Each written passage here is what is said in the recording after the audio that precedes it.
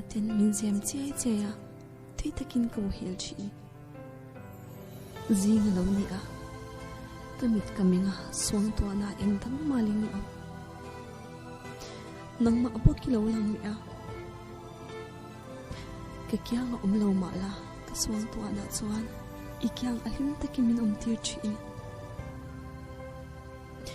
eng ti ka nge ka kya ngai reng theng ti in ka ngai to fo chi a ka thin lung phuri hian mingalam chin tiang em ka thin lung lo tu hi nang chawi ni sin i thil ti kong tin reng ti shat ka chak chi na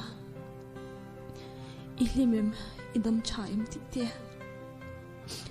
ngai sak chi a do tak en kol che ka du thu sam peranya sin ikyang ka kham ngai lova kwa vong vong ring thei chela ikut vanin leng du ni la ma se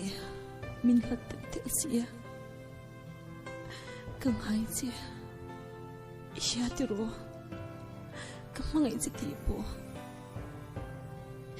itel lawa nun man hi kalaw zir ngai lawa alaw har sa khop ai wei khatal han ngai to chiang la ki aya ngai tu che isha chuan min kal san don ya ase hi ka chiang tinge tiang em hian na tak mai le na min pia ikal le meng mo athela ikal do na ni pon min shuai vela kala du fan sin tu tak nang ma chawi kal lui ni chuan lo ki le mala tan kom to lawanga ngai em chung chi ina ka tha che tu to anga du tak voi khan chi hal i to non le te